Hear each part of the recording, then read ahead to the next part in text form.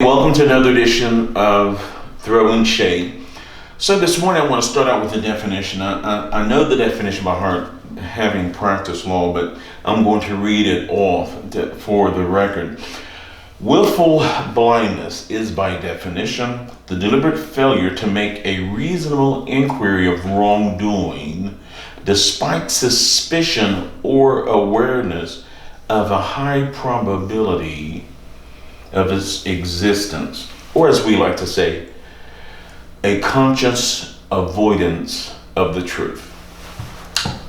I have been a Republican for some 25 years before anyone knew who Donald Trump was.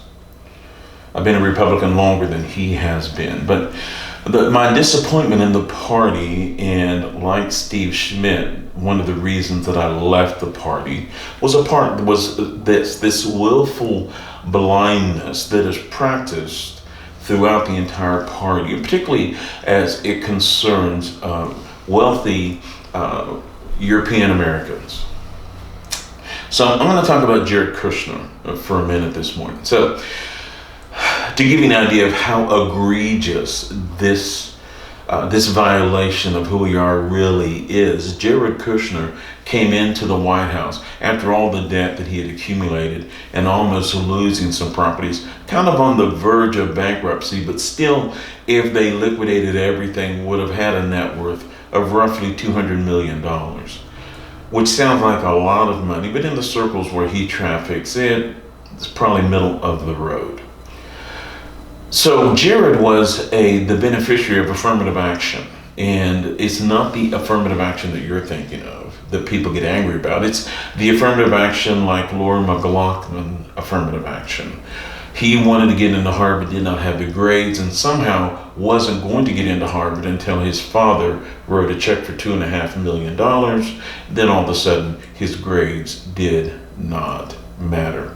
I'm always amazed at how people of means get angry.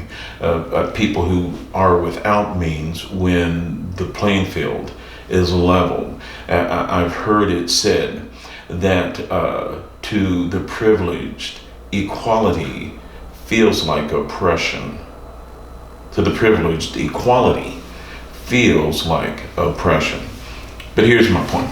Jared comes into the office of the presidency with about $200 million net worth.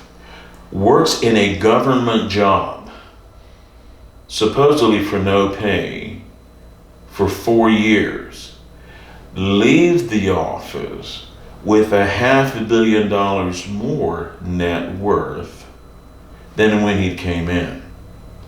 $500 million more than when he got there. So much so that the purchase that Jared Kushner and Ivanka Trump made when they left the White House was a $30 million Hawaiian island. Here's the problem. There is always this contention in the country where affluent whites have been able to make poor people their own worst enemy. They actually, in this past election, encouraged rural and poor white Americans to vote against their own interest.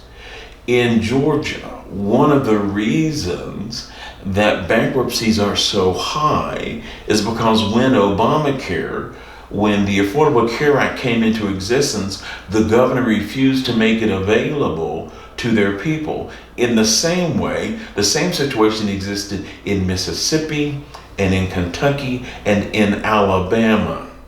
And so the people who suffered most from that policy were poor, rural, white Americans, but nevertheless, they returned to office the exact same men who have left them in a dire situation financially because they can't afford to pay their medical bills. It's William Barber, Reverend William Barber, is a great advocate. And he currently, under the last election, began what was called the Poor People's Campaign. Because what has happened is the Republican Party has been able to convince poor white Americans that the problems that they have with not reaching their financial goals have nothing to do with the fact that this last tax cut benefited the top 1%, but has everything to do with black and brown people who compete with them for the same jobs. As a matter of fact, the biggest demographic group of recipients for food stamps are poor white American people.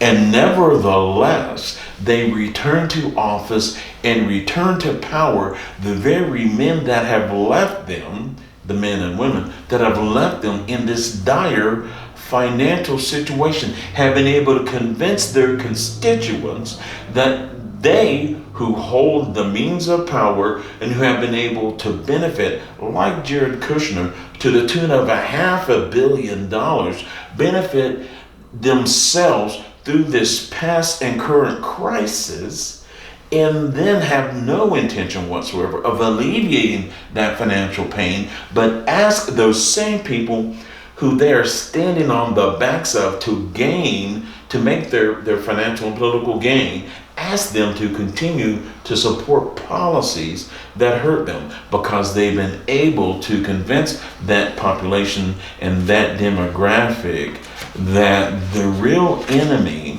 is not the man who is relieving them of their money or their resource, pushing them into poverty, but the enemy are black and brown people who suffer from the exact same malady. What we hope is going to happen, or what I'm optimistic that will happen eventually, is that this willful ignorance will be alleviated, that people will come to understand that they can stand together, they can work together and build together to alleviate the burden that has been placed upon them by affluent people in the country. Maybe they will, maybe they won't. Hey, what do I know? I'm just throwing shade. Thanks for hanging out with me for a little bit longer. Hey, have a great holiday season, however you celebrate, and look forward to seeing you next year.